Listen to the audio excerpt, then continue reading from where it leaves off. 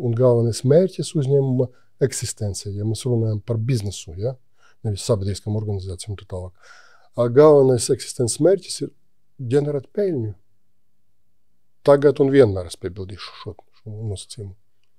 Un ja mēs to saprotam, tad tas ir galvenais mērķis, kuram ir 2 nepieciešami nosacījumi. Lai to darītu, jums vienmēr jābūt apmierinātam, labāk sajūsminātam klientam, no vienas puses, un no otras puses apmierinātiem darbiniekiem.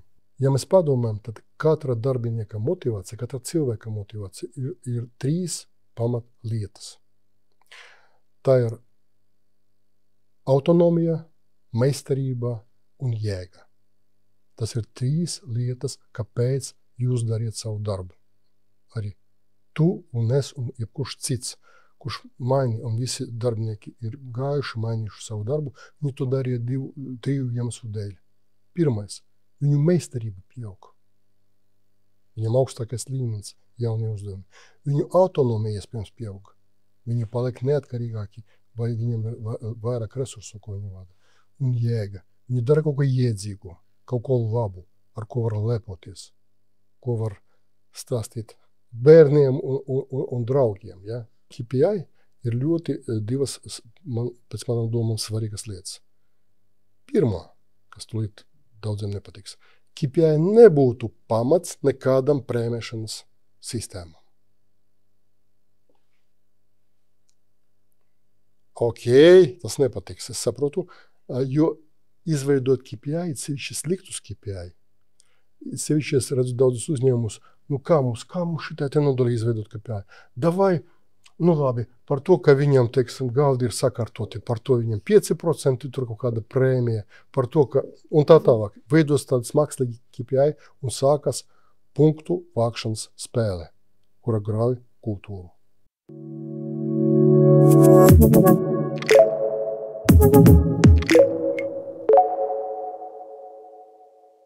Esiet sveicināti kārtējā podkāstā Strādā gudri, nevis smagi, un šis raidījums ir tapis sadarbībā ar Biznesa efektivitātes asociāciju, un šodien man ir īpašs viesis Georgijs Buklovskis.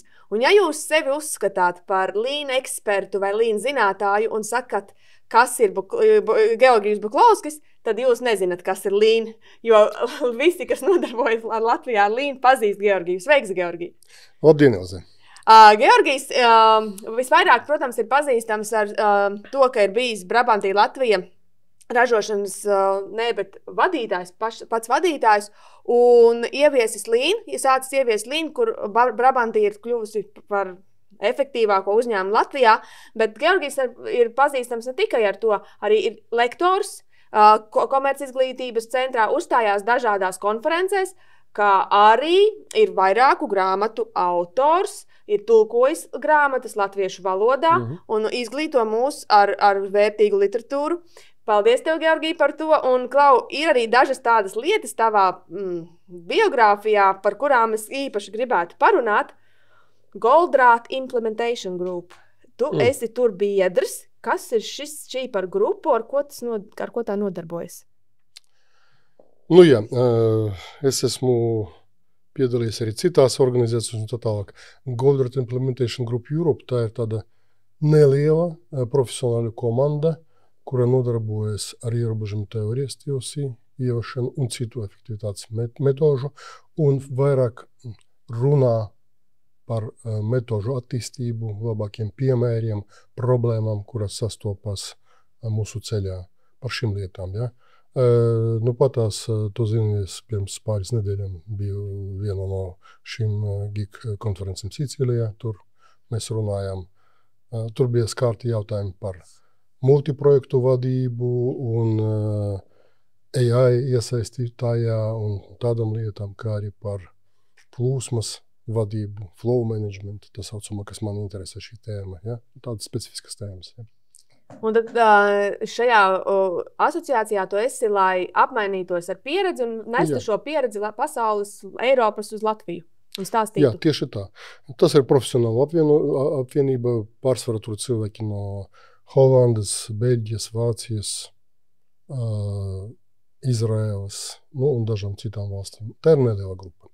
Vēl es piedalos arī regulāri braucu uz TOC ICO konferencēm. Tas ir lielākā organizācija arī, kas ievieš ierobežumu teoriju, un tā konferences piedalās pāri 100 cilvēki, ja? Tas ir vairāku dienu konference. Ja?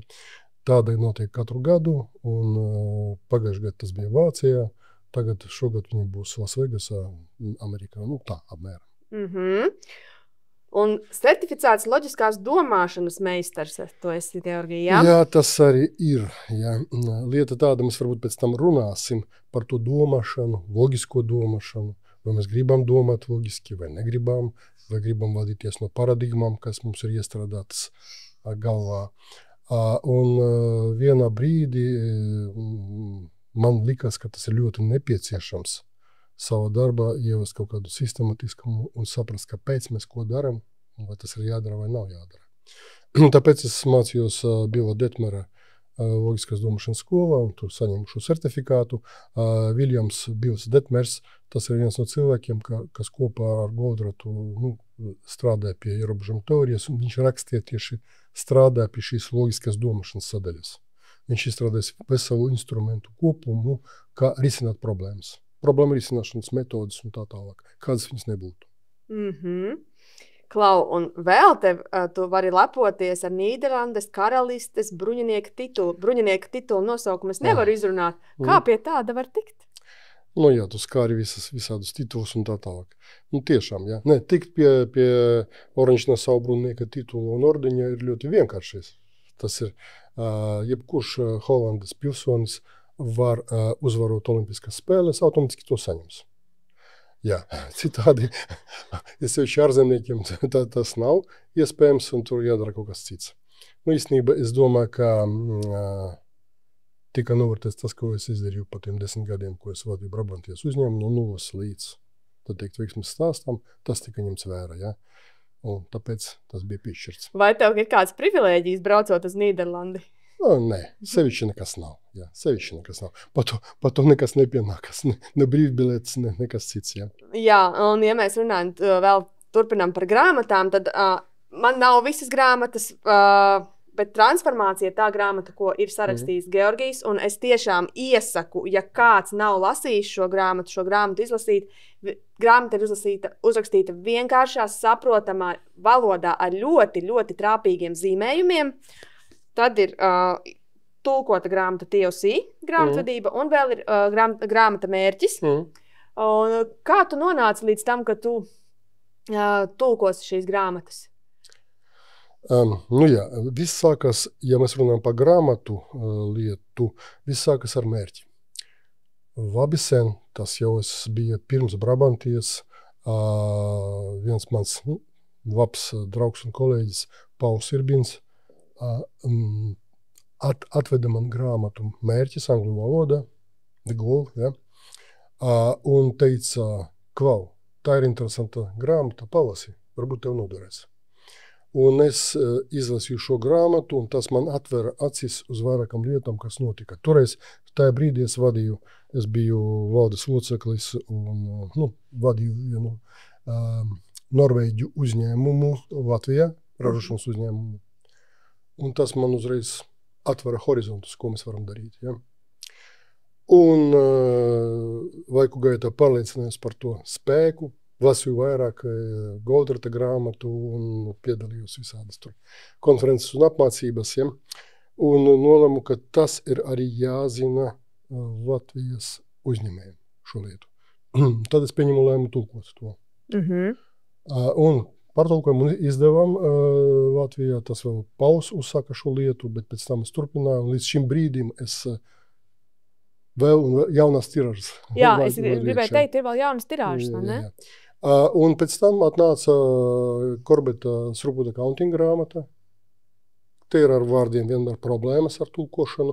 Viņi ir pārtulkoti, ka TOC grāmatvedība, īstenībā tas nosaukums man nepatīk, jo tas nav īsti par grāmatvedību. Tas ir vairāk par peļņas gūšanas tehniku. Ja? Un tad pārtulko arī šo latviešu valodā. Un tad, izējot no savas pieredzes un to visu, ko es zināju tajā brīdī, es nolēmu, ka man ir to jāapraksta kaut kāda tāda vienkārša valoda, tuvāk Latvijas uzņēmējiem saprašanai, tad es uzrakstīju šo grāmatu transformāciju, kur apkopos gan tas, gan mana pieredze un kā tas tika pielietots tieši Latvijas gadījumos. Tu jau sāki runāt par šo grāmatu, kad izlasīji grāmatu, saprati, ka šī filozofija ir ļoti tuva. Tu esi minēts ļoti daudz līna ekspertu vidū, kā tas, kurš bijis kā skolotājs, kā piemērs līna un TOC. Kas bija tavs tieši šī grāmata, bija tavs skolotājs un aizsācējs tam, lai tu pievērstos TOC un līnam? Viens no, teiksim tā, tas bija starta tāds triggeris, ja, kas lika man dziļāk ieinteresēties šajā visā, kas ir šajā pieeja. Un tad tur parādījās arī tālākā virzība, tālākās apmācības, jauno zināšanu iegūšana, tā skaitā līna apmācība, sākot ar Maiklu Fuksu, viņa skola līna, kur vairāki Latvijas pazīstami eksperti arī tur sāka tur un tā tālāk. Ja. Es nezinu, es gribētu varbūt pastāstīt par savu pieeju un kāpēc tā un kas ir pēc manam domām svarīgākais ir šajā gadījumā. Jo tālāk mūsu saruna ies par tēmu līnu un uzlabojumu un efektivitāti. Ja? Es gribētu izklāstīt savu pozīciju.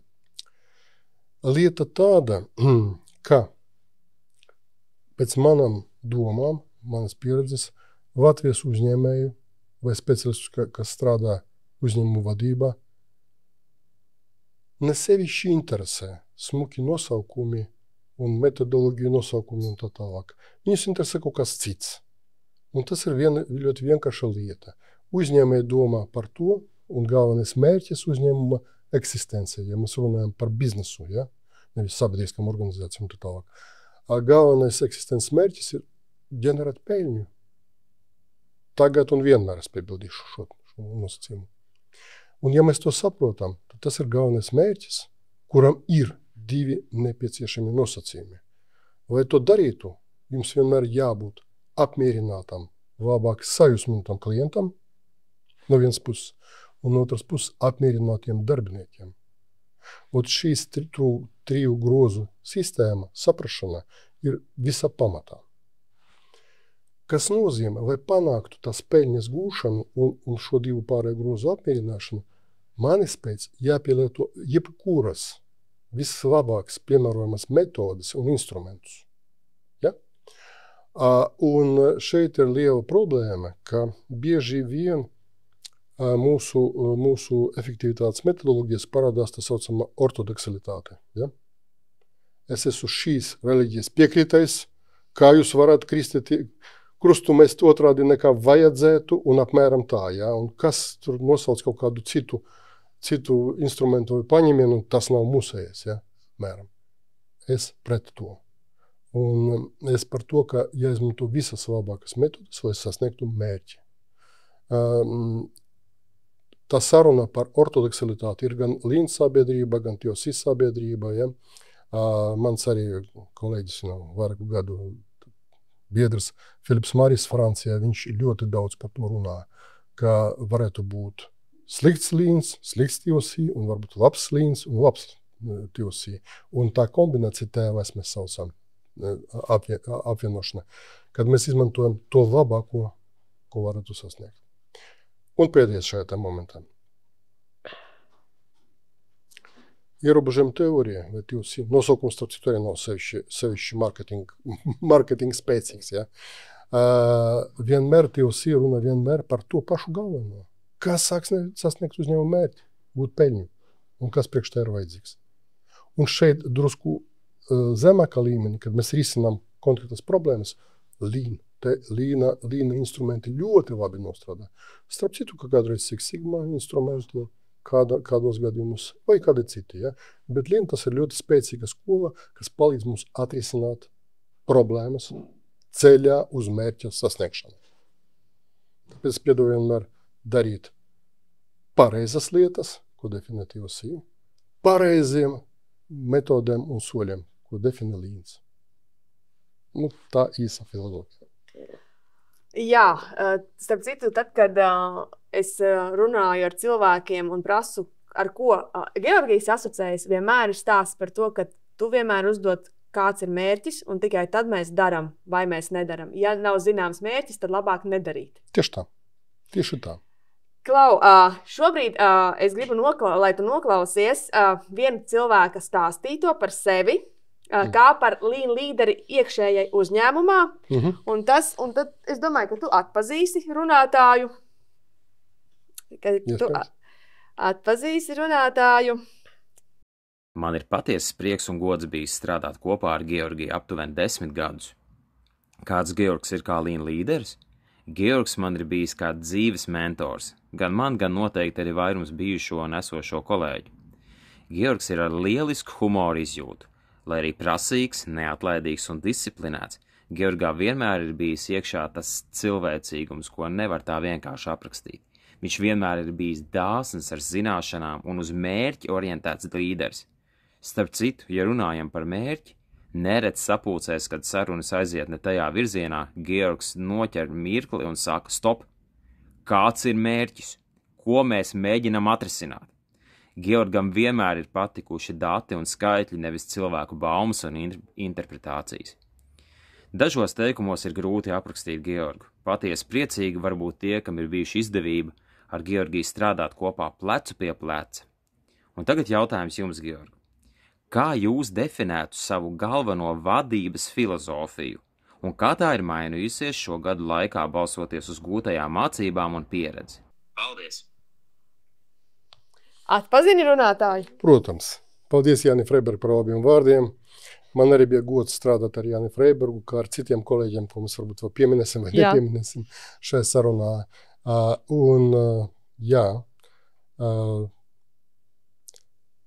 Mērķtiecība, fokus, tas ir galvenais. Un tiešām to, ko viņš teica par sapulcēm, es tagad rakstu vienu priekš sevim to par sapulču vadīšanu un fokusēšanu, tādu vienu materiālu. Ideja tāda, ka jūs esat visi bijušie vairākās sapulcēs, kur notiek kas? Tā ir sapulce. Par ko? Lai viss būtu labāk. Pret visu slikto par visu labo. Un tad sākas sarunas, ilgie komentāri, sākot no tā, kā tur bija, kad Jēzus Kristus ir dzimis un līdz mūsdienām un tā tālāk. Ja? Un tas ir pēc tam vēl sliktākais notiek dažādu nodaļu vai cilvēku apvainošana. Viņi ir vainīgi, ka mums. Tie tur mums kaut ko neizdara. Tas nav sapulces. Tas ir kultūras indēšanas instruments. Tāda veida nevar runāt. Tāpēc tas ir viens no momentiem, ka jāfokusē sapulci uz mērķi, ko mēs gribam atrisināt, kādu problēmu. Un viņai jābūt tam formulēm, jābūt skaidram. Mēs tagad gribam atrisināt to un to un to. Pierakstam uz tāfeles pretī, lai varētu atsaukties uz to vienmēr. Un neko citu nerunājam. Ja? Un nekritizējam citus. Apmēram tā. Ja? Fokus. Ja? Tad jautājums bija par to. Kāds ir tavs stils kā vadītājs? Mēs vadītājs vada ļoti spēcīgu kapacitāti, domāšanas, smadziņu kapacitātes, roku kapacitāti. Tas ir viņu komandā, ar ko viņš strādā. Un viņam ir tā privileģija un arī iespējas izmantot šo potenciālu. Un parasti, kad mēs runājam par struktūru, tas arī ir viens moments. Struktūra tas ir veids, kā mēs kanalizējam iekšējo enerģiju uz mērķa sasniegšanu. Ja? Un kad mēs nepareizi to enerģiju, kanalizējam, tāds vārds nesēši smuks, ja? Kad mēs nepareizi to novadam, to enerģiju, tad mēs sasniedzam arī sliktus rezultātus, vai nesasniedzam labus rezultātus vismaz. Un svarīgi atvert to cilvēku potenciālu. Tam ir tehnikas. Tam ir iespēja cilvēkam brīvi domāt, apspiest un tā tālāk. Ja? Tas ir vadības viens no momentiem. Un šeit ir viena piezīme.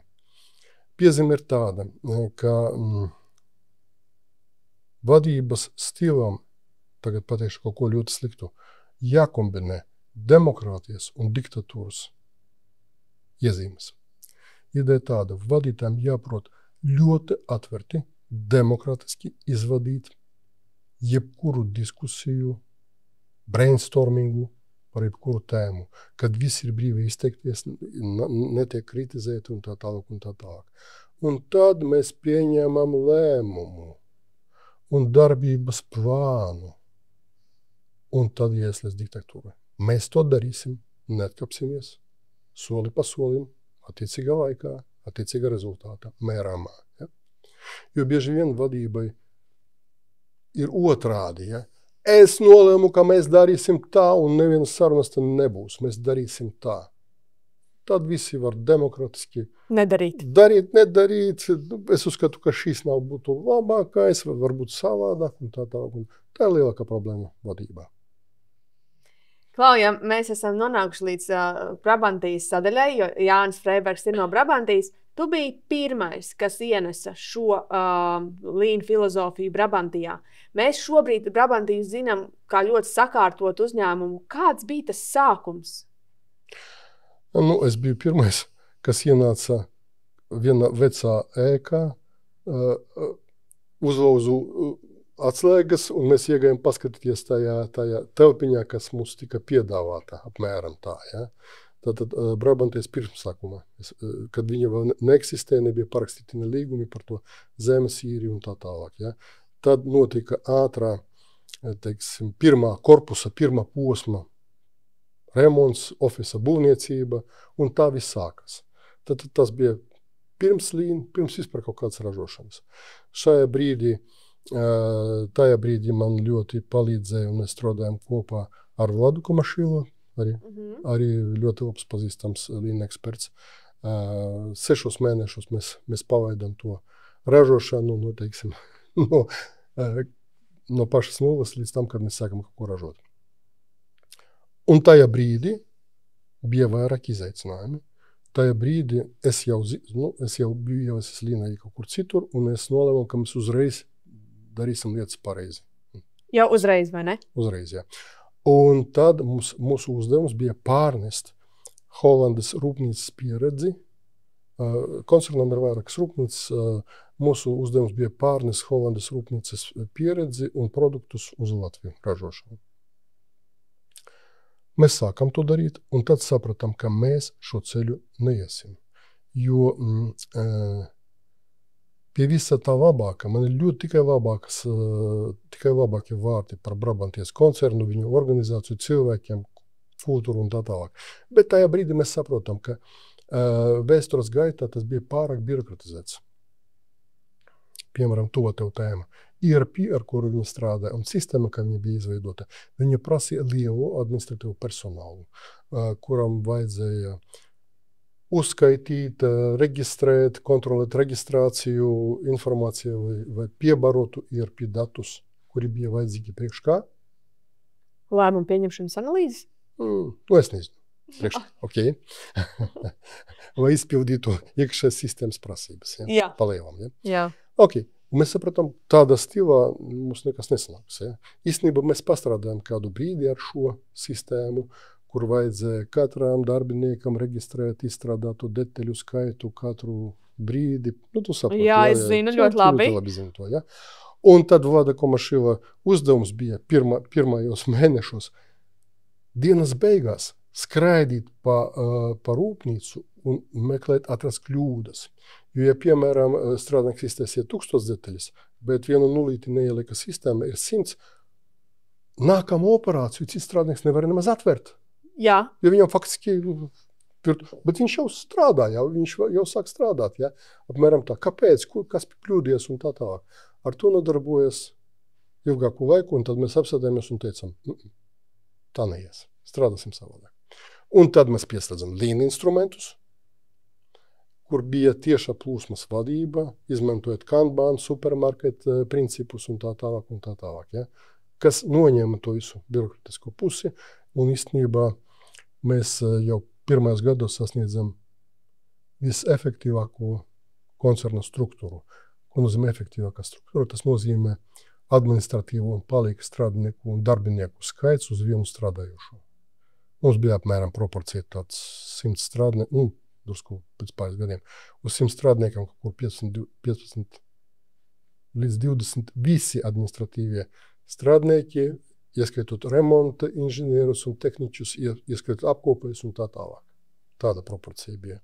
Jo visi pārējie procesi notika automatiski, balstoties uz Tio-Sijun principiem.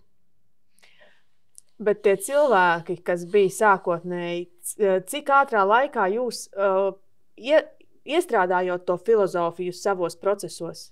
Kā jūs tie cilvēki uzreiz teica, jā, mēs jums ticam, mēs darām tā, kā jūs sakat, mēs atsakamies no visas birokrātijas un mēs ticam jūsu metodei? Darbinieki? Jā. Vai tu redzēji darbiniekus, kuri atnāk pie vadības un saka, mums vajag vairāk birokrātijas, mums vajag vairāk dokumentu, mums vajag vairāk atskaišu un tā tālāk? Nē? Ok. Es kaut kā arī tā neesmu sastapis. Ja? Tas nozīmē, tas bija vienkārši. Jums, mīļie darbinieki, tagad nevajadzēs aizpildīt šo raportu, nevajadzēs ievadīt šos ciparus, nevajadzēs to darīt. Klau, bet te mēs nonāksim, manā lauciņā man ļoti interesē tāds jautājums. Tātad, ja uzņēmums ir izdomājis, ka viņš digitalizēs savus procesus, ieviesīs ERP, bet savus procesus fiziskos nekārtos, tas neko, tad labāk sakārtojiet procesus un neieviesiet ERP, nekā ieviesiet ERP uz nesakārtotiem procesiem. Jā, te labi, te ļoti labs jautājums, ja, to, ko tu uzdevi. Ja. Un šeit visi līņu speciālisti zina 5 kāpēc, ja, instrumentu. Mēs zinām 5 kāpēc, neatkārtosimies. Ja. Mēs kaut ko redzam, kaut kas nav sevišķi labs, kāpēc, tam ir sakne, tam arī ir sakne, tam mēs varam aiziet līdz problēmas saknei patiesai. Ir cits jautājums. Angliski tas kā what for? Priekš kā? Kad mēs kaut ko ieviešam, mums skaidri jāpasaka, priekš kā mēs to darām? Un atbildē, lai viss būtu labāk. Nedara. Priekš kā? Lai vairāk pelnītu? Tā ir ļoti gara būta. Neredzu sakarības. Iedomā starposmus. Priekš kā mēs ieviešam šo sistēmu? Lai samazinātu krājuma atlikumu. Ok, piemēram, lai samazinātu krājuma atlikumu. Ok, labi. Tādā gadījumā pirmais. Mums ir jāsaprot, kā mēs nomērīsim rezultātu. Kāds krājuma stāvoklis ir tagad un kā tas iespaidos. Piemēram, mums ir 1 miljons tagad krājumos. Gribam, lai ir 500 000. Labi, ok. Un tad, kad mēs sekosim, kad pirmais izmaiņas notiks pēc ieviešanas, pēc mēneša, cik paliks? 800, 600, 500. Ok, uzliekam šos datus un pārbaudām. Ja tas mēs nesasniedzam šo rezultātu, mūsu pieņemums nebija sevišķi labs. Tas īsti nepalīdz. Ja? Bet labāk no sākuma jau pārdomāt, kas tiešām palīdzēs šim. Vai ir pieviešana? Mums uzskaitos, kuru visi nospļausies un darīs to pašu, ko viņi darīja, vai nē? Tas ir viens no tiem priekš kā. Ja? Mums skaidri jāsaprot to ķēdi. Tu teici krājumu samazināšanu. Otrs jautājums, priekš kā mums tas ir vajadzīgs. Un tā tālāk. Es tagad nesnesim vienīgi. Es saprotu, jā. Un kad mēs nonāksim, ka tas mums dos ģenerēs peļņu, ok, labs, mums varbūt ir kāda cita ķēde, kas ģenerēs vēl vairāk peļņas. Tagad es paturpināšu šo tēmu. Lūk, visi zina Pareto. Jā. Ka 20% mūsu, teiksim, darbību atnes 80% rezultātu. Kādu darbību? Pagaidām nav skaidrs, bet tā tas domāts. Kas būtu, ja mēs ieslēgtu dubulto Pareto ar skaidrām mērķiem, ķēdēm, kādas tieši darbības atnes mums rezultātu. Iziet to priekš kā ķēdi. Ja? Tad es tev teikšu rezultāts, ka mūsu 4% no mūsu aktivitātēm atnestu 64% rezultātu pieaugumā. Man tā proporcija daudz vairāk patīk. Jā. Tas nozīmē, ka mums vajadzētu darīt varbūt mazāk ar labāku rezultātu. Ja mēs, protams, šīs ķēdes izbūvēt. To starp citu tā loģiska domāšana palīdz. Jā, es gribēju teikt, jo ja mēs aizējam arī pie uzņēmumiem, bieži vien es saku, labi, mēs esam pie jums atnākuši, ievies sistēmu, kāpēc mēs šeit esam? Kāda ir jūsu problēma? Un viņi nemāk atbildēt, es saku, ja mēs esam ražošanas uzņēmumā, jūs gribat zināt pašizmaksu, jūs gribat redzēt online, jā, mēs to visu gribam, jā, mēs to visu gribam, ja? Tā kā bieži vien uzņēmums tiešām, jā, gribam vienkārši dzīvot labāk, darīt mazāk, pelnīt vairāk. Tas ir tas skaitām pantiņš, ko mēs gribam dzirdam visbiežāk. Klau, vēl par Brabantiju atgriežoties, kāds tad bija lielākais izaicinājums sākotnēji? Un vispār strādājot Brabantijā, ar kādiem, kas tas lielākais, ko tu atceries, kas tev bija jāpārvar un jāatrisina? No ārējiem faktoriem bija, teiksim, iegūt koncernu uzticību. Jo tu sagrāvi viņu sistēmu pareizi? Jā, no vienas puses. No otras puses, neslēpsim, ka tur bija, ko tie tur tavu austrumos varēs, un noteikti tur viņiem būs vissliktāk, un varbūt tas lēmums, ko koncerna vadība pieņema, nav pareizi, jo tas graus, skaidrs, ja? Starp citu, tas arī samazinās mūsu darba vietu skaitu šeit uz vietas, ja? Jā. Pretestība, loģiska pretestība, kas bija, ja? Tieši no koncerna? Ne, no koncerna darbiniekiem. Vadība, tas bija vadības lēmums to izdarīt, ja? Un tas bija pareizs lēmums, ko mēs pierādījām pietiekami ātri, kad mums bija augstākā ražība uz vienu strādājošo, salīdzinot ar visām rūpnīcām, un nerunāt par to uz vienu eiro algas, eiro vai dolāru, salīdzinot ar citām rūpnīcām, ieskaitot Ķīnu. Ja? Tajā brīdī mēs, salīdzinot ar Ķīnas rūpnīcu, mēs arī uz vienu algas vienību ražojam daudz vairāk, nesam daudz vairāk peļņas. Tas bija pareizs lēmums, un to mēs apstiprinājām. Tas bija viens no izaicinājumiem. Un otrs, kas dabiski notika, izveidot komandu un iekšā kultūru, citu iekšā kultūru. Tas ir ļoti sarežģīta tēma, mums tas izdevās un panācām, un šeit ir liels ieguldījums, un paldies Evai Nolendorfai, kura no tiem 10 gadiem, es tagad precīzi neceros, vismaz kādus 7 mēs strādājam, vai 8 kopā ar viņu un veidojam šo lietu.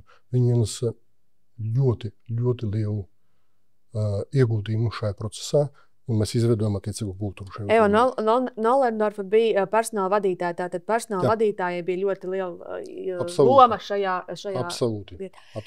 Klau, tev bija jāpārliecina koncerna cilvēki, koncerns par šīm izmaiņām. Kādus ieteikumus tu varētu dot uzņēmumā darbiniekam, kurš, piemēram, redz, ka lietas nenotiek kārtīgi, viņš zina par Lean, kā pārliecināt vadību, lai viņam notic? Ar kādiem instrumentiem pārliecināt vadību? Varbūt tev ir recepte, jo tas ir bieži, kad darbinieki iet no apakšas uz augšu un grib pārmaiņas. Man paveimies ar manu tiešo vadītāju koncernā. Koncernā bija 3 valdes locekļi, viens no tiem atbildēja par ražošanu un attīstību, uzņēmumu attīstību. Un viņš mani pieņema darbā. Viņš bija izgājis ierobežojumu teorijas skolu savā laikā, ja? Un intervijā, kad es tur, CV kaut kas bija ierakstīts šajā ziņā, ja, viņš uzdeva man ļoti dziļus provokatīvus jautājumus, ja. Tie, kas lasīja kādu, ko Jona teica lidostā tam un tam cilvēkam, apmēram tā. Ja es, kā mēs CV varam pierakstīt, de visu ko, ja es to nezinātu, tad es neatbildētu. Es viņam izklāstīju šo stāstu, viņš saprata, ka es nemuļķojos te. Ja? Un mums ar viņu bija perfekta sadarbība. Mēs tagad vēl ar ģimenēm draudzējamies un satiekamies. Ja? Un tad tajā brīdī, kad es atbraucu pie viņu un teicu, klausies, šito te mēs nedarīsim. Mums ir tāds plāns, mēs darīsim šādi un šādi un šādi. Un tad viņš pateica apmēram sekojošo. Iespējams, tev ir taisnība. Nezinu, tev izdosies vai ne. Es tev dodu pusgadu. Pietiks? Pusgada pierādi. Ja pusgada jūs to nesasniegsiet, tad tas būs tava vaina. Bet, ja sasniegsiet, tad mēs ar tevi esam izdarījuši ļoti labu darbu. Es teicu, fair enough, un tā mēs sākam to darīt. Viņš piesedza, faktiski, saprotot, piesedza no kaut kādām. Jo, skaidrs, ka uzņēmums strādā ar dažādiem dienestiem koncernā, ja, ar visiem, ja, un tur rodās jautājumi, kāpēc jūs darat tā, kāpēc ne tā, kāpēc jūs neienesat šo, kāpēc jūs nedarīt šo. Un tajā brīdī, viņš nopietni palīdzēja mums un piesedza no šitā spiediena. Tas nozīmē, ka pie vadītāja ir jāiet ar plānu. Nevar aiziet vienkārši mēs te izlasījām grāmatu, gribam. Nē. Tātad plāns, mēs darīsim to un to, tāds būs rezultāts, un tad jau tā jau ir pusi no veiksmes, vai ne? Jā. Jā. Varbūt vēl viens piemērs, runājot par to sarkano grāmatu, kas oriģināli bija zaļā, ja, angļu valodā. Ir zaļā, ja, latviešu valoda sarkanā. Jā, sarkanā grāmata. Jā.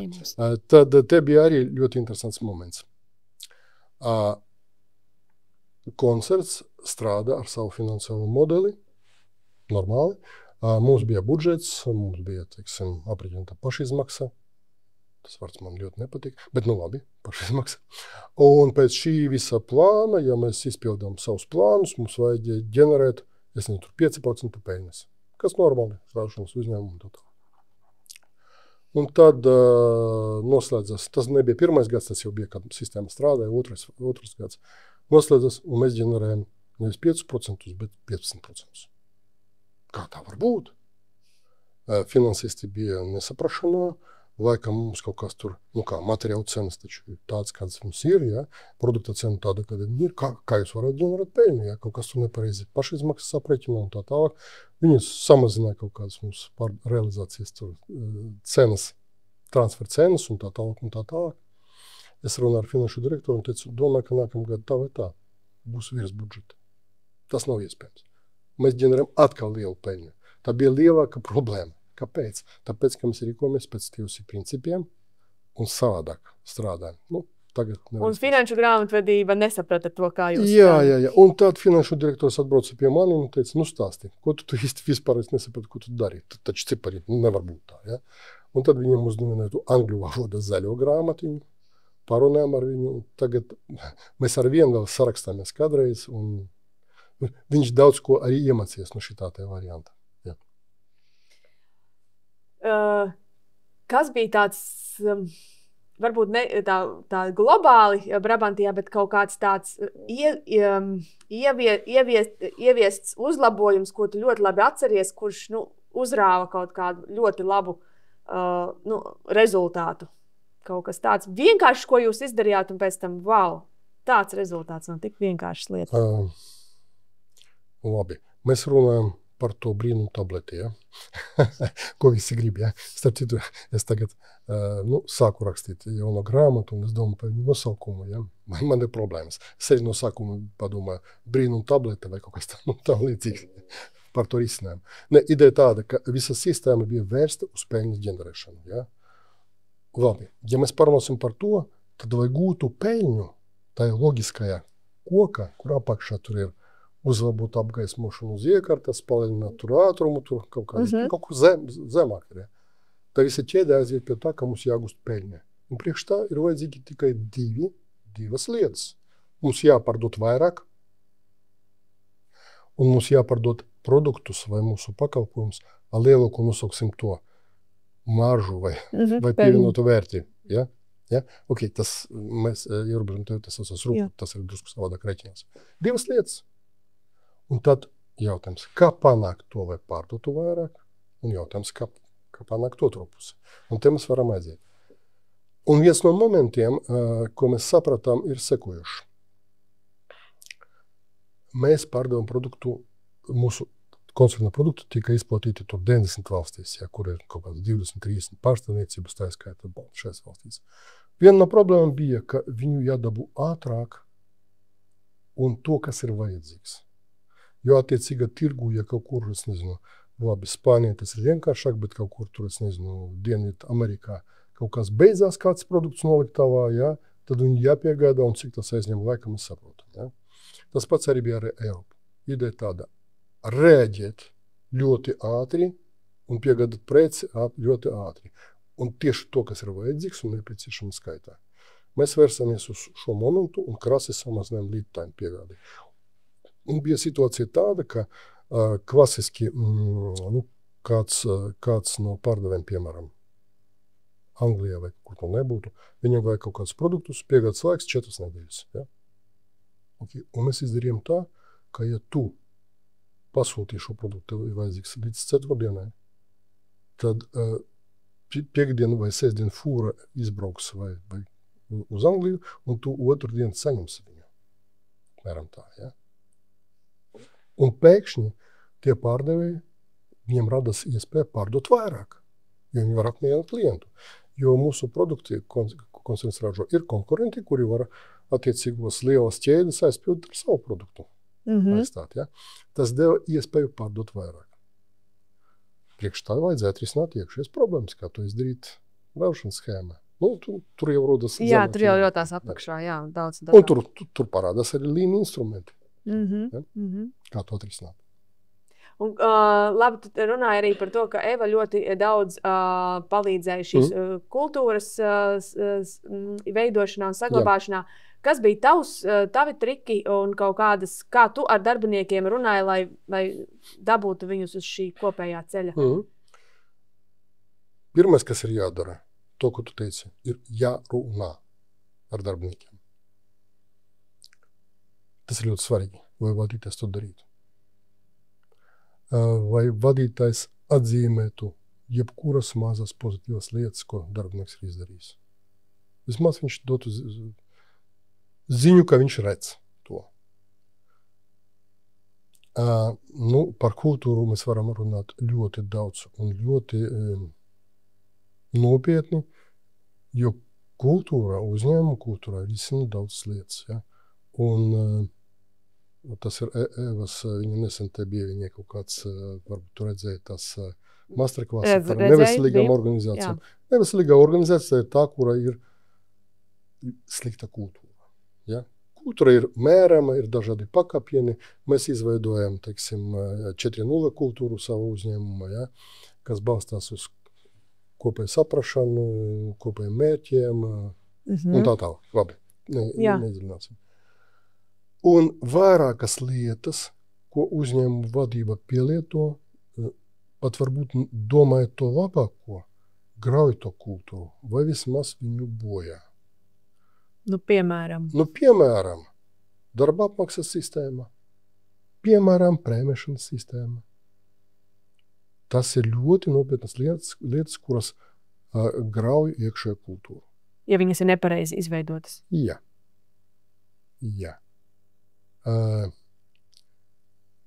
Labi. Te mēs varam iebraukt detaļās. Es nezinu, mums laikam nav tam laika un tā tālāk. Bet tas ir ļoti nopietni, ja? Starp citu, es noskatījos tavu podcastu ar mūsu kopēju paziņu Karli Urbānu par KPI. Man viņš ļoti patika. Ļoti. Es faktiski varu parakstīties zem visā, ko viņš pateica. Varbūt tikai papildinājumā. KPI ir ļoti divas, pēc manām domām, svarīgas lietas. Pirmā, kas tūlīt daudziem nepatiks. KPI nebūtu pamats nekādam prēmēšanas sistēmam. Tas nepatiks, es saprotu, jo izveidot KPI, sevišķi sliktus KPI, sevišķi es redzu daudzus uzņēmumus, kā mums šitā te nodali izveidot KPI?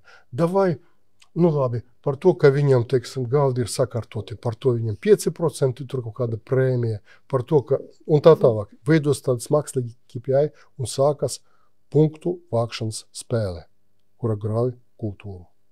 Jo sākas šī te sacensība par tas Kāpēc Ilzei tur iedeva tos, man neiedeva tos procentus? Viņi taču tur arī bija tur uz galda nekārtība, es atceros vienā brīdī. Ja? Tas vadītājs tā Ilze viņam vairāk patīk nekā es un tā tā. Tas ir graujoši, kultūru graujoši elementi. Tas pats arī par apmaksas sistēmām, kas ir ļoti svarīgs moments. Ja tu gribi, varbūt piemēru par šo Brabantie nekad gada garumā nevienam darbiniekam alga netika mainīta. Nekad. Bet visi zināja, ka katru gadu viņa alga būs pārskatīta pēc attiecīgiem noteikumiem, kuri viņam bija jau skaidri, kas priekš tā ir jāizdara. Un tur bija gan regulāra piemaksa, izējot no algas paaugstinājuma vai inflācijas valstī, kuri saņem visi automātā. Plus bija to, ko viņš ir nopelnījis, palielinot, teiksim, paaugstinot savu kvalifikāciju, paliekot meistarīgāks, interesantāks uzņēmumu un tā tālāk. Pēc savas sistēmas tas bija. Un katrs varēja saprast, kā tā alga viņam pieaugs. Tas noņem lielu galvas sāpi no vadības, kas daudziem ir, kad viņam atnāk pēkšņi viens ļoti labs cilvēks un saka, ziniet, ko es te atradu citu darbu, un man tur piedāvā, tur, es nezinu, 300 vairāk un tā tālāk. Ko darīsim? Ja? Šantāža. Apmēram tā, ja. Mums tāds saruna vispār nebija, jo es zināju, ja kāds atnāk ar šādu te sarunu pie vadības, atbildi ir sekojuši. Tiešām, tev tik labu darbu piedāvāja.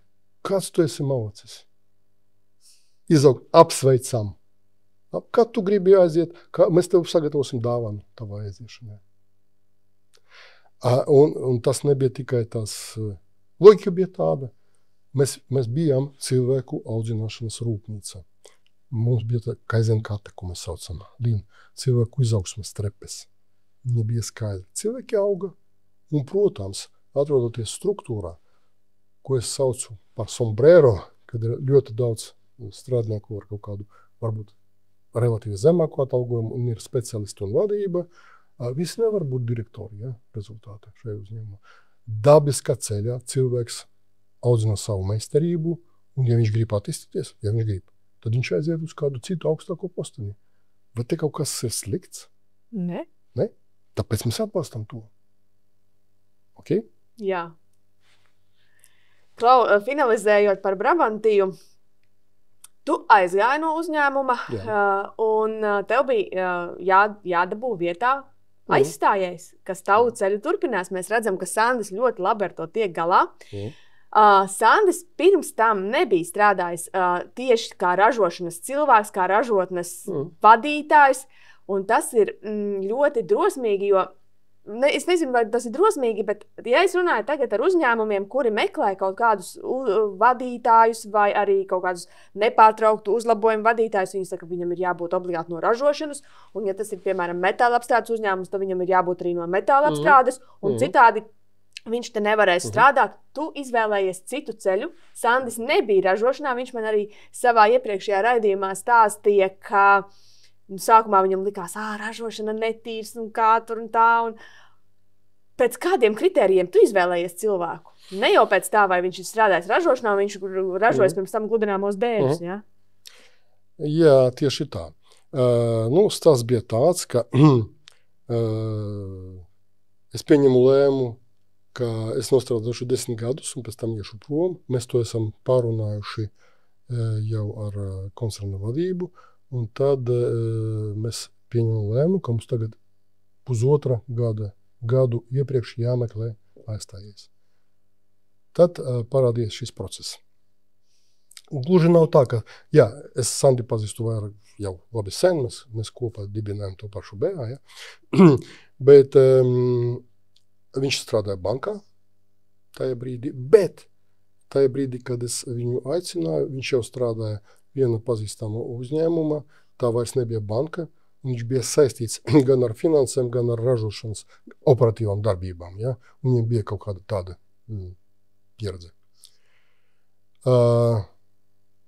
Galvenais ir saprast, vai mans uzdevums bija, vai tur ir, kā lai to pasaka, ja? Vai tas raksturs, līnija, pamats, plus vēlēšanas un loģiskas domāšanas momenti, ja? Kad viņš saprot mērķi un kā to realizēt, un var to panākt. Es sapratu, ka Sandim tas ir, un tad es viņu aicināju, viņš strādāja. Es neceros precīzi, varbūt nepilnu gadu, kā mans vietnieks, pakāpeniski pārņemot visas funkcijas šajā laikā.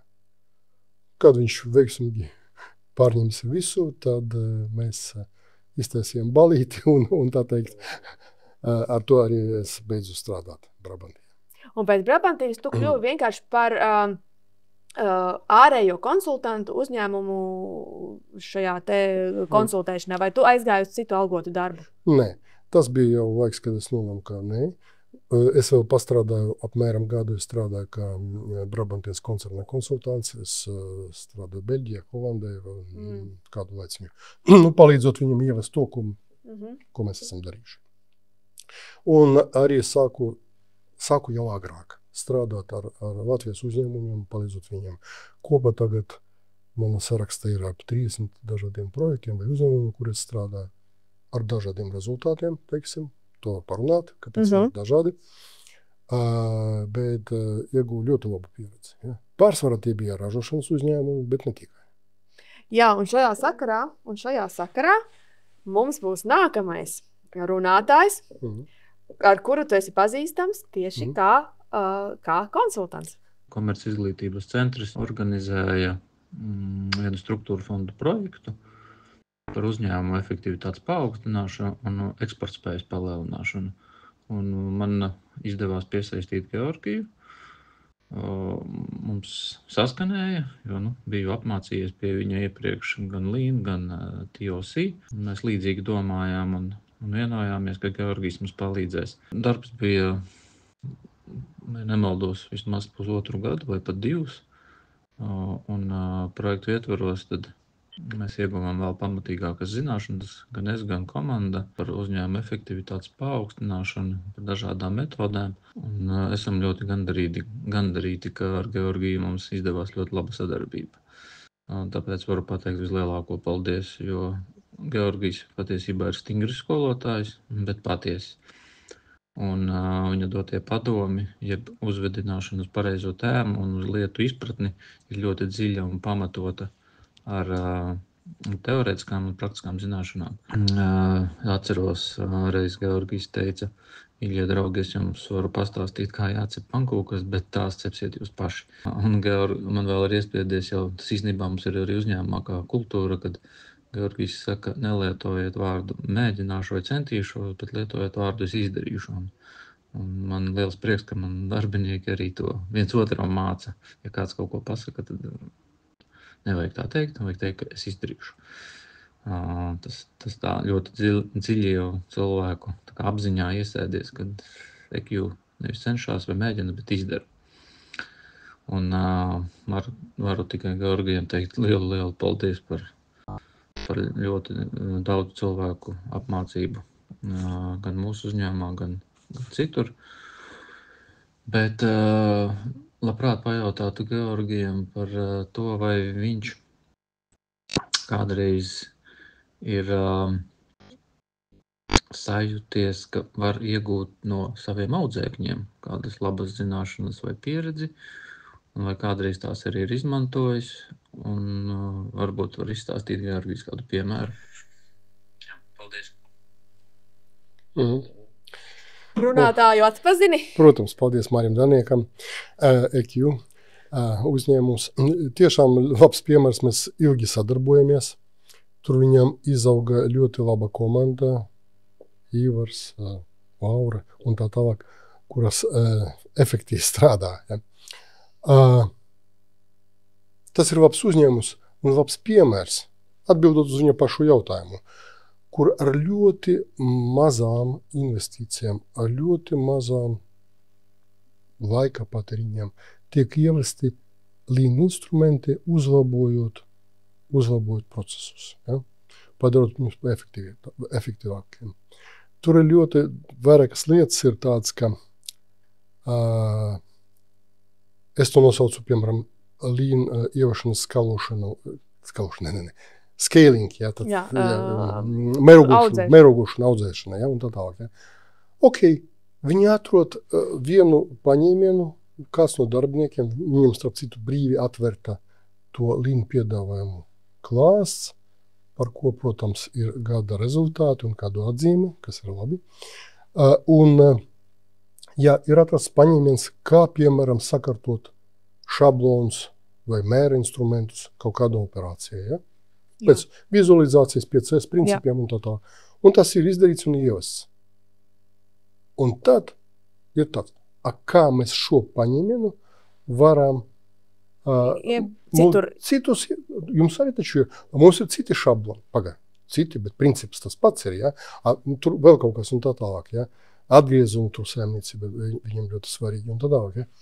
Un tā viņi uzreiz paplašina to visur, ja? Pēc tam vēl kaut kāds paņēmiens tiek izdomāts, ja? Un tad mēs skatāmies pēc kāda brīža, viņš tiek kopēts kaut kādus citus iesakņus. Tas nozīmē, tas ir ne tikai kāds ievesējs izdarīja labu darbu. Bet uzņēmums saprot to un paplašina šos paņēmienus uz visam citiem procesiem. Tas ir ļoti labi. Un jā, ar nelielām investīcijām ļoti vienkārši. Nav tā, ka mums te jāiepērk tagad kaut kādi speciāli instrumenti, iekārtas pavisam jaunie plaukti un tā tālāk. Nē, viņi to izdara uzreiz, ātri, ar minimāli. Ar to, kas ir. Ar to, kas ir, jā. Tas ir ļoti svarīgs. Bieži vien te ir kaut kāds moments. Kamēr mums nebūs tur kaut kas iepērts un atvests, mēs neko. Nē, jūs uzreiz izdariet ar to, kas ir. Pēc tam var nomainīt vai uzlabot tālāk, ja tas strādā. Ja? Bet labāk izdarīt to provizoriski. Ja? Bieži vien arī labākā praksē arī ārzemēs es redzēju tādas lietas, ka pieņem kaut kādu lēmumu un faktiski, es nezinu, kaut kāda darba vieta konkrētā, kaut ko ar skoču pielīme klāt, vai tas būtu tur, redzams kaut kādu tur palikt plauktiņš, es nezinu kas, ja.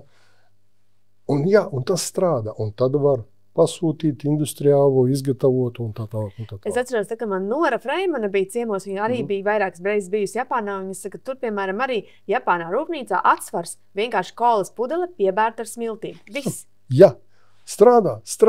Pēc tam jau vajag var to nomainīt uz smukāko kaut ko. Ja? Bet tas jau strādā, jau dot rezultātu no pirmas sekundes. Jā. Klau, vai ir kāds, ko tu esi iemācījusi no saviem uzņēmumiem, ar kuriem tu esi strādājis, no saviem skolniekiem? Varbūt kāds piemērs? Tā ir vienmēr apmaiņas skola. Ja? Un, labi, es tagad konkrētus varbūt pat negribētu varbūt pieminēt, bet ir tādi momenti, kuru varētu pēc tam piedāvāt arī citiem risināt apmēram tā. Tādi varianti ir. Klau, tev ir plaša pieredze strādājot ar dažādiem uzņēmumiem Latvijā. Ko tu vispār vari kopumā par Latvijas uzņēmumiem pateikt ceļā uz Lean un to sapratni un kultūru, kāda šobrīd ir uzņēmumos Latvijā?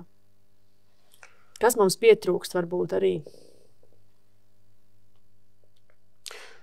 Es domāju, ka galvenais, kā pietrūkst, tas ir fokusa uz mērķi. Man ir tādi uzņēmumi, labi uzņēmumi, kuri pie maniem uzrunā mani un saka, varam varbūt pastrādāt kopā. Nesen man viens piemērs, ļoti labs uzņēmums, kas man īstenībā patīk. Ja? Es saku, labi, ok, lūdzu noformulēt jūsu mērķi. Nākamam gadam vai tuvākiem 2 gadiem. Kādi ir jūsu mērķi? Ar to mums pagaidām iet slikti, mēs neesam formulējuši. Okay? Ko tad tu vari palīdzēt? Ne, ideja tāda, ka ar to jāsaka. Jāformulē, ko mēs gribam panākt, kā izveidot ceļu, lai to panāktu, kādus instrumentus ievest, un tikai tad mēs varam sākt strādāt. Mums ir viena liela lingvistiska problēma, es teikšu, sekojoši. Vispār, logiska domāšana, valoda ir ļoti svarīga nozīme. Ja? Un ideja tāda, ka mūsu latviešu valodā ir problēma ar vārdu efektivitāte. Angļu valodā ir 2 vārdi – efficiency un effectivity. Citās valodās tas pats arī ir. Piemēram, vācu, franču, japāņu, ķīniešu, bet latviešu valodā nav 2 vārdu. Viens. Jā, mums ir biznesa efektivitātes asociācija. Tad viņi ir efficiency asociācija vai effectivity asociācija. Ja viņi ir efficiency asociācija, kas īstenībā ir, tad mēs runājam par to, kā darīt efektīvāk kaut kādus procesus. Rezultāts mums šajā brīdī neinteresē. Ja viņi būtu effectivity, tad mums interesē to rezultāts. Redzi šo problēmu? Jā. Un te ir ideja tāda. Es teicu par to dubulto Pareto un tā tālāk. Ideja tāda. Ok, mums ir 100 iniciatīvas, Lean iniciatīvas uzņēmumā. Var izdarīt to. Mums nekad nebūs kapacitātes visu to izdarīt. Kad mēs izdarīsim, tad tas varbūt jau novecos. Mēs patērēsim ļoti daudz resursus. Un tagad par to runāt Pareto. Iespējams, mēs strādāsim ar 80% keisu, kuri nenesīs nekādu rezultātu. Ja mēs redzam, kādu rezultātu iesniedz, tad mums jādara to, kas ir nepieciešams, lai viņu panākt. Es uzskatu, ka galvenais vadītāja jautājums ir, ko nedarīt. Galvenais vadītāja jautājums ir, ko nedarīt. Ja tu atbildēsi uz šo jautājumu, tad tu varēsi fokusēt savu spēku, kapacitāti uz to, ko vajag darīt. Ja? Jā. Kāds ir tavs rokraksts, Georgij, kā konsultantam? Tu esi tas, kurš, teiksim tā, aiziet un pasaka, kas būtu jādara, vai, vai arī tas konsultants, kurš ļauj pašam uzņēmumam saprast, kas viņam būtu jādara. Jo nevis pasaka, kas ir jādara, bet ir konsultanti, kur aiziet, izpēta šos procesus un saka, ja jūs darīsiet to un to, tad jūs nonāksiet pie tā rezultāta. Vai jūs klausieties, ko tas uzņēmums grib pats, viņi saka, mēs gribam 5S. Un tu saki, jā, bet tu redzi, ka tas 5S viņiem neko nedos, tad tu neieviesīsi. Redzi, tas ir ļoti interesants jautājums visiem konsultantiem. Ja? Tas ir, ja runa par konsultantu biznesu. Ja? Jā. 5S, lūdzu, ieviesīsim par naudu, par jūsu naudu. Rezultātu tas. 5S vienmēr ir labi, vienmēr ir labi. Uz peļņu, ka tas atspūļusies, nekā. Un mēs to redzam. Jums ir cita problēma. Pat jums būs ideāli sakārtota rūpnīca vai uzņēmums, būs ievesti visi iespējami instrumenti un tā tālāk, viss One Piece Flowy, tur spageti diagrammas, haidžunkas un viss ir. Bet tikai jums nav pasūtījumu. Ok? Un tā tālāk. Ja? Tad ir ierobežojumi, kuri neļauj. Tas nozīmē, ka vajadzētu uzņēmumu vadībai šajā gadījumā vērst uzmanību uz to, kā palielināt pārdošanas un risināt viņu nevēlamus efektus šajā ķēdē. Vispirms. Paralēli, ja brīvā kapacitāte var arī ievest kaut kādus instrumentus, kas palīdzēs. Tā ir ļoti svarīgs. Jebkuri uzlabojumi veido rezerves kapacitāti. To daudzi nesaprot, ja? Arī mūsu sabiedrībā. Ja? Es te bieži vien dzirdu tādus variantus. Ja? Ievesa kaut kādu lean projektu, rezultātā mēs esam iekonomējuši 2000 stundas. Es dzirdēju tā. Jā. Man ir jautājums. Ok. Un kādu rezultātu tas nesa? 2000 stundu, tas nozīmē, jūs atvaidat vienu darbinieku vismaz? Nē, jo mums ir citi darbi darāmi. Ja? Atbilde. Labi, 2000 stundas, skatāmies viena stunda apmēram ražošanas uzņēmums, no 50 līdz 80 eiro realizācija. Labi, 2000 stundas, jums realizācija palielinās pa 100 000 eiro. Arī ne, bet jūs zināt, mums ir situācija tirgu un tā tālāk.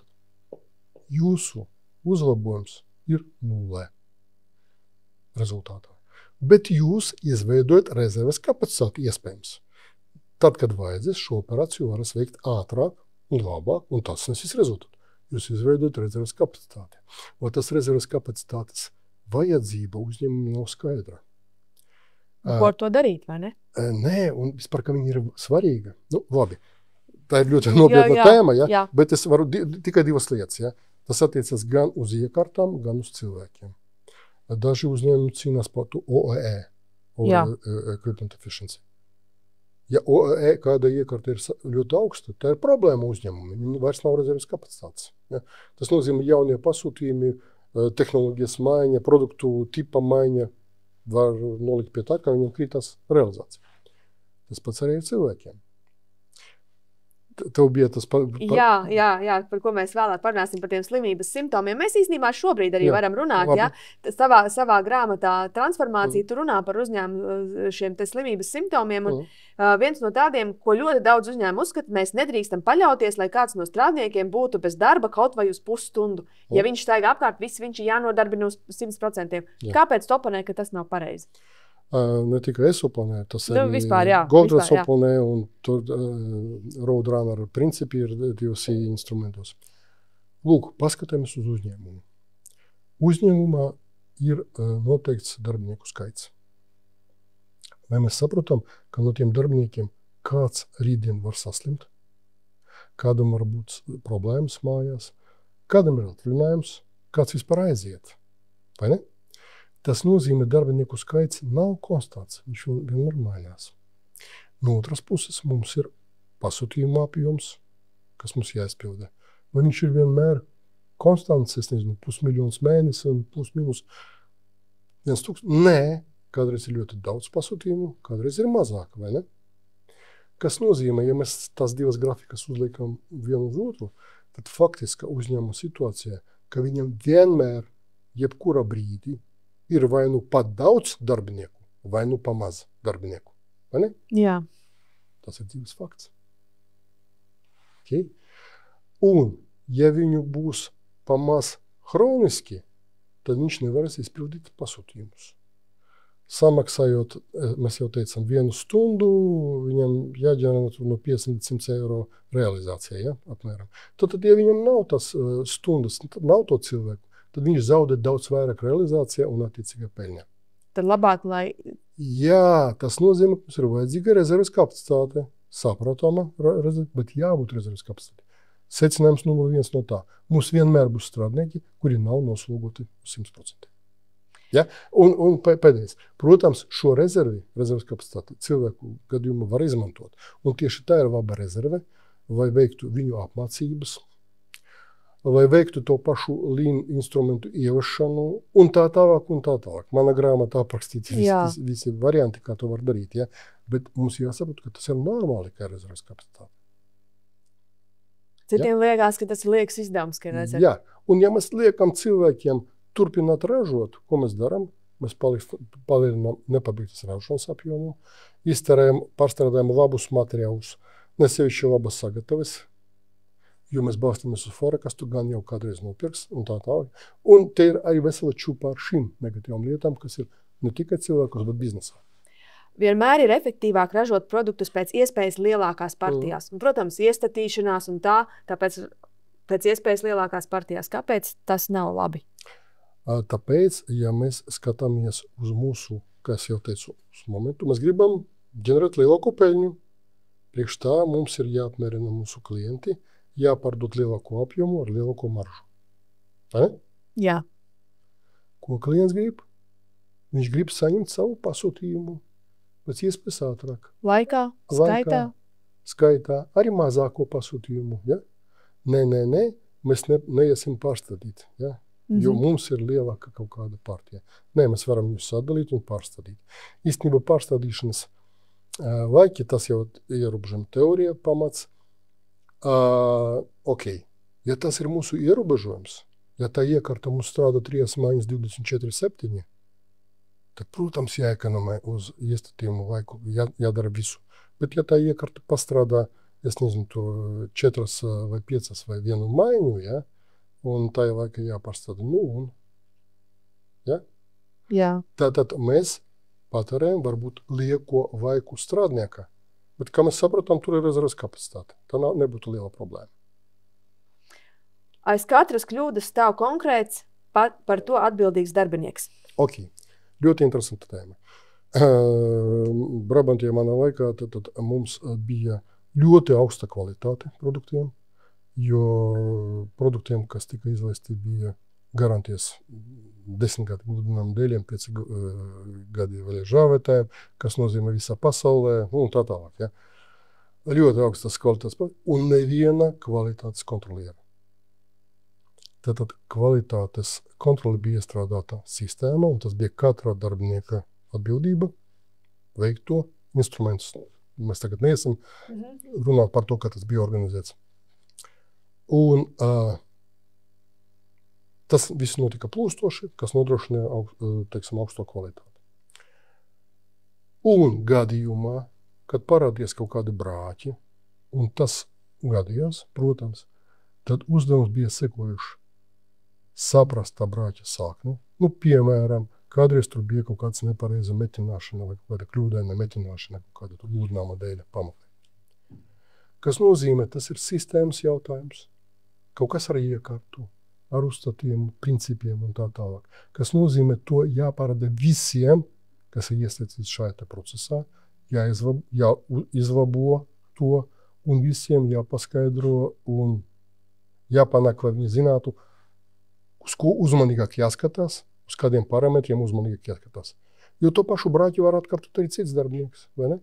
Tur bija 16 cilvēki, kuri varēja veikt meitnešanas operācijas. Kāds viens ir pieļaus kļūdu, ja? Mēs varam viņu sodīt, bet tas neko nedos. Labāk mēs izdarīsim tā, ka visi saprot to. Un vairāk.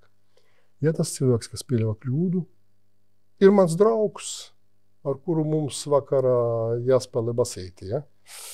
Un es redzu to kļūdu. Ko es daru? Vai es iešu stučītu savu draugu? Nē. Ok?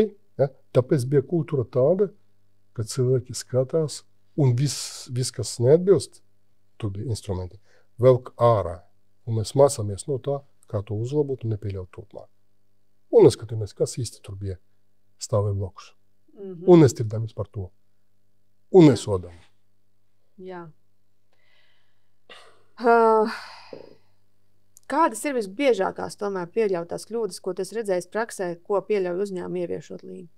Ja par mērķi jau mēs runājam, vai ir vēl kāda kļūda, ko vajadzētu ņemt vērā un nekāpt uz šiem grābekļiem?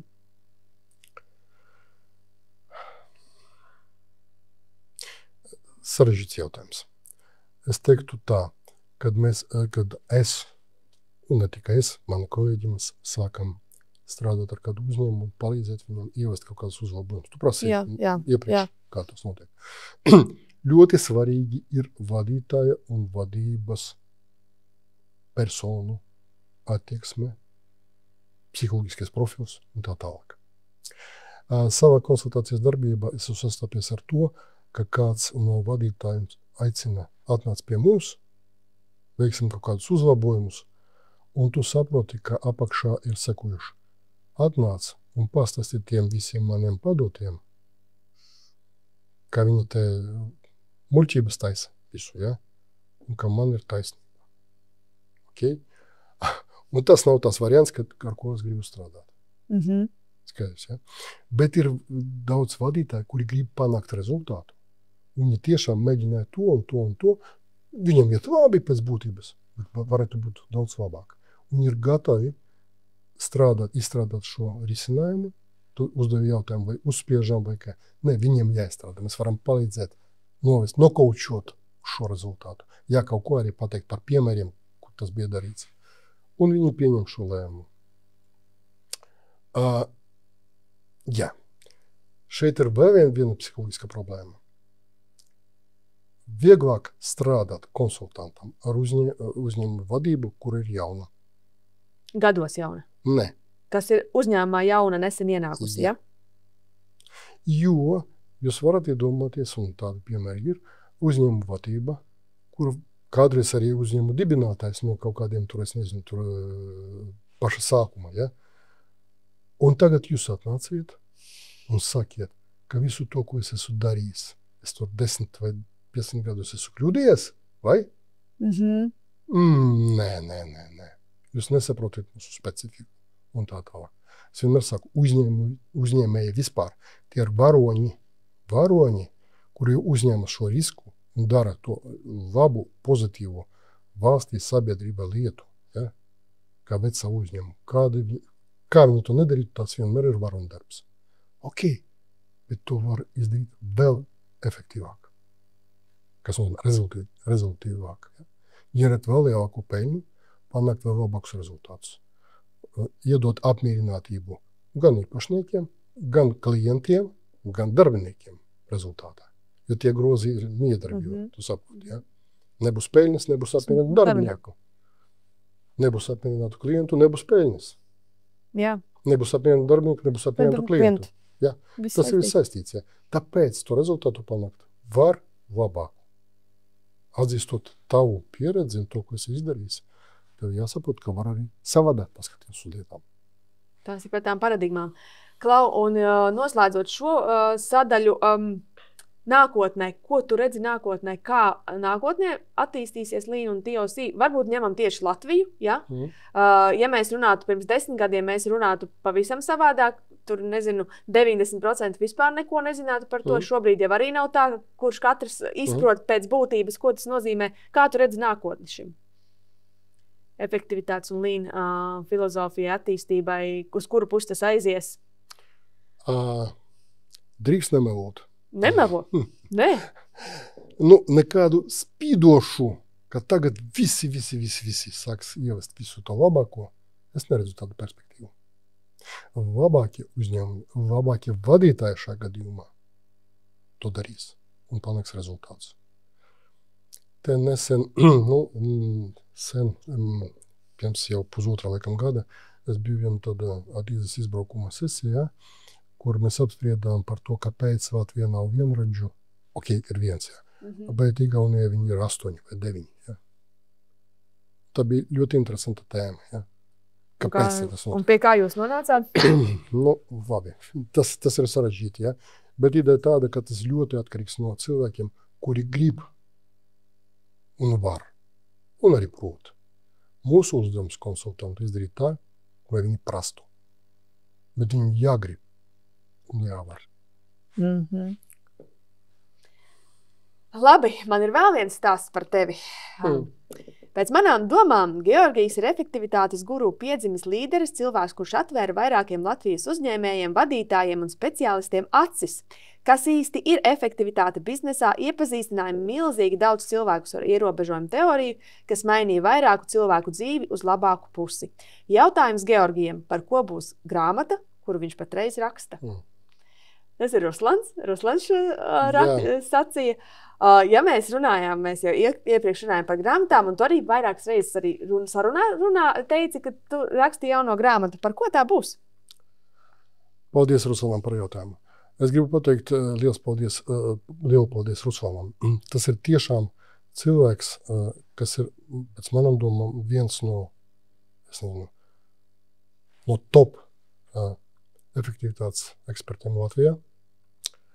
Ko es ļoti novērtēju, ka viņš dziļi strādā pie teorijas. Viņš ļoti daudz lasa. Viņš iedziļinājās pēdējos gados arī psiholoģijas sadaļā. Mēs visu laiku apmaināmies par šīm tēmām. Mēs kopā strādājam pie dažiem projektiem, bet arī, kas ļoti man svarīgi, mēs regulāri vakarā sazvanamies vai MS Teamsā vai kā, un pārunājam kaut kādus teoretiskos blokus, kaut kādus gadījumus. Kāpēc tas notiek, kāpēc tas nenotiek, ja? Jums vajadzētu šīs vakara sarunas ierakstīt un translēt. Tas būtu ļoti interesanti. Varbūt, bet tas atgriežamies pie tā, ka par cilvēku domāšanu, loģisko domāšanu. Ruslans tas ir partners, ar kuru es varu par to diskutēt. Tādi nav visi. Ja? Bet tas tava doma ļoti laba, un es piedāvātu BA izskatīt šādas iespējas, diskutēt kaut kādas tēmas ekspertu lokā, fiksēt to tēmu, uzrakstīt, ko mēs gribam apspriest, un kādu rezultātu panākt, un gatavot tādas diskusijas. Tas ļauj labāk saprast problēmas, ar kuru mēs saskaramies. Ok. Par jauno grāmatu. Jā, viņa ir procesā. Īstenībā transformācija, ko es uzrakstīju un ko es rekomendēju cilvēkiem, kuri grib kaut ko darīt, palasīt. Ne tāpēc, ka es to uzrakstīju, bet man liekas, tur ir vārds. Es arī rekomendēju. Jā, ok. Tagad es gribētu braukt drusku dziļāk. Ja? No vienas puses ir problēma ar to pasniegšanas metodi. Protams, viņai jābūt mazākai, viņai jābūt vieglāk lasamai. No otras puses jāpaskaidro sarežģītākas lietas. Ja? Kad Goldrats rakstīja savu mērķi, un pēc tam viņš nākamas 5 grāmatas uzrakstīja kā biznesa romānu, kur iet runa ne tikai par biznesu, bet par attiecīgi vadītāju dzīvi, personīgi dzīvi, tur problēmām ģimenē un blablabla. Pagaid, tu taču esi tur doktors, tur zinātņi visādi un tā tālāk, kāpēc tāds izklāsts. Viņš teica, mūsdienās vadītājiem nav daudz laika biezo grāmatu lasīšanu. Tāpēc, ja mēs viņu nepārklāsim ar biezu šokolādes slāni, to neviens nepirks. Ja? Apmēram tā, jā. Okay. Es atceros visu laiku šo domu, tāpēc arī transformācijas mēģinot tad drusku vieglāk uzrakstīt. Ja? Par tēmu. Man liekas, ir liela nesaprašana vai nav dziļa saprašanas par ātruma, biznesa plūsmas un biznesa plūsmas ātruma svarīgumu. Ja? Ko es domāju? Mums taču ir kaut kādi Deadline. nu tad pagaidām tur nav ko, jā, un apmēram, jā. Ideja tāda, ka bieži vien tie deadline ir nozīmēti, tas no manas pieredzes tagad uzņēmumos, kādu viņam ir līdājumi, ko es klientam piedāvāju. Tur 4 vai 6 nedēļas. Un mēs paskatāmies, šo produktu varētu saražot apmēram, tas aizņem fiziski sākt un darīt vienu operāciju pēc otras, var saražot 2 vai 3 dienās. Ok. Kāpēc 4 vai 6 nedēļas? Tas ir tirgus pieprasījums tāds un tā tālāk. Ok. Tas ir normāli. Konkurenti arī piedāvā 4 nedēļas. Jūs piedāvātu 2? Jums palielinātus pārdošanas apjoms? Iespējams. Ne visiem tas ir vajadzīgs, bet kādiem ir vajadzīgs. Kādiem varbūt vēl ātrāk varētu piedāvāt. Vai jūs varētu saņemt prēmijas cenu par superātru piedāvājumu? Iespējams. Diez vai, ja? Bet te ir atbilde ierobežojuma teorija vesela sadaļa, kas saucas URO, Unrefusable Offer vai Mafia Offer. Kā izveidot jūsu piedāvājumu tādā veidā, vai jūsu klients nevarat no tā atteikties, un jūsu konkurenti nevarat viņu ātri nokopēt. Un ja mēs paprasam jebkuru ražošanas uzņēmumu, kuram ir lead times normāls 4 līdz 6 nedēļas, kur viņš vēl kavē, ja? Un konkurentiem ir tas pats. Ja tev būtu 2 nedēļas, ja? Tu atšķirtos no konkurentiem? Vismaz šeit komponentē. Jā. Vai ir iespējams, ka kāds no klientiem, viņam tas interesētu vairāk, un viņš ietu pie jums, nevis pie konkurenta, kuram jūs esat? Jā. Nē, mēs to neizmantojam. Mūsu biznesa ir 4-6, tas ir normāli. Mēs arī tā pieturēsimies. Un grāmata būs par šo ātrumu. Jā. Ātruma Pa nozīmi. plūsmas lielumu un ātrumu. Jā, pēc būtības. Un kā to organizēt. Un kā to izdarīt. Ko tā aiznes līdz klientam. Kā to pārdot. Tā ir galvenā ideja. Ir arī jautājumi ienākušies man LinkedInā, zinot, ka es aicināšu tevi ciemos. Un viens no jautājumiem, vai TOC grāmatvedība ir ieviesta kādā uzņēmumā Latvijā? Un ja kā tas pastāv kopā paralēli ar parasto grāmatvedību, vai tur ir kaut kādas... Ok. Kļūda nosaukumā. TOC grāmatvedība nav grāmatvedība. Ideja tāda, ka mums ir pastāv klasika grāmatvedība. Starp citu, Eli Goldrats savā laikā pateica tādu vienu frāzi, kura teica tā. Klasiska grāmatvedība, tā ir produktivitātes ienaidnieks numur 1. Ko tagad teiks grāmatveži, kas Jā, klausās? un tad viņš piebilda, bet es teicu grāmatvedība, nevis grāmatveži. Mīliet savus grāmatvedus, viņi dara pareizo savu darbu. Ja? Okay. Ko es gribu pateikt? Grāmatvedība pastāv, viņa balstās uz likumdošanu un tā tālāk un tā tālāk. Protams, mēs saprotam, kādas ir grāmatvedības funkcijas, viņas ir ārējas un iekšējas. Ārējā funkcija ir nodrošināt, lai visi nodokļi būtu samaksāti valstī. Viņi ir iekšēji kontrolieri. Tad teikt, ārēji kontrolieri, no otras puses jādod informāciju vadībai, lēmumu pieņemšanai. Un šeit otrajā sadaļā esoša klasiska grāmatvedība dara nesējuši labu darbu.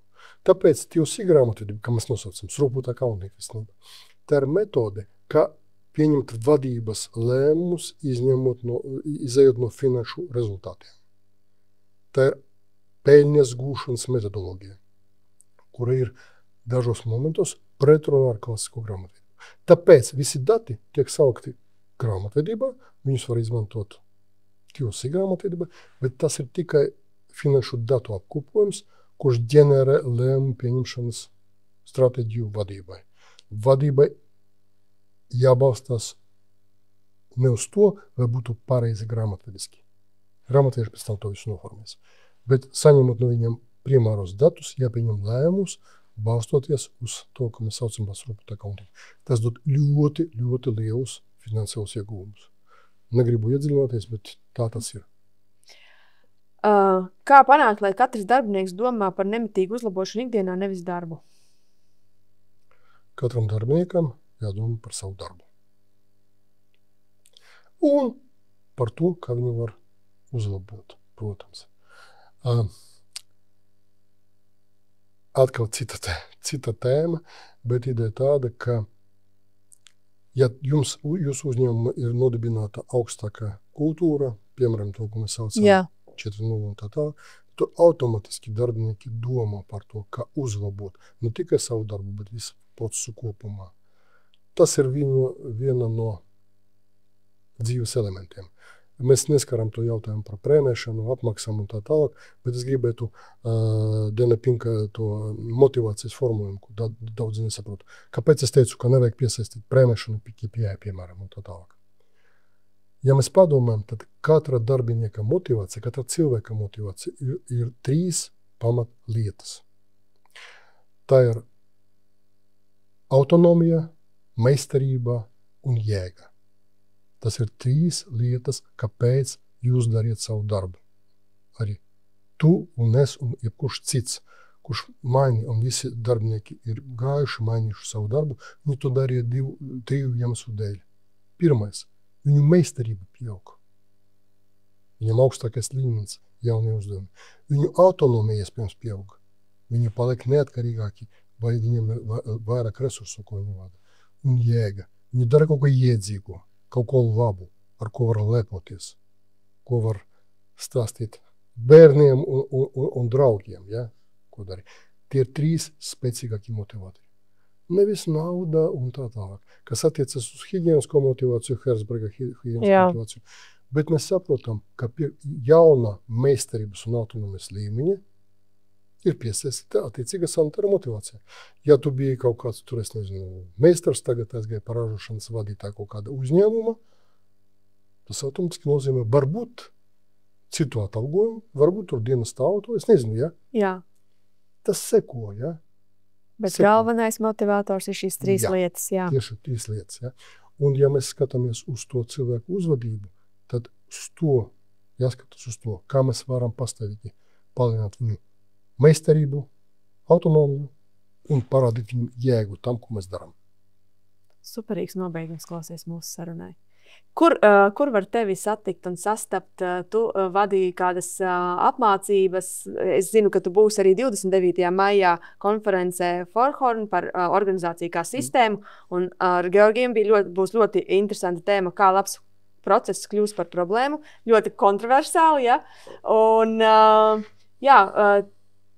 kur tevi var, tu esi atvērts arī citiem kaut kādiem piedāvājumiem vēl uz uzņēmumiem un tā iet un konsultēt? Vai? Jā, vienmēr var kontaktēt ļoti vienkārši interneta toc.lv, toc.lv. Tur var, mājaslapa nav pārāk spīdoša, bet tur var pierakstīties un mēs varam parunāt par to, ar ko varētu palīdzēt. Turpat tās var arī atrast grāmatas mūsu nosauktās, ja? Un tā tālāk. Ja interesē strādāt ar vienu, strādāsim ar uzņēmumiem un tā tālāk, un turpinām to darīt. Paldies, Georgi. Paldies, Ilze.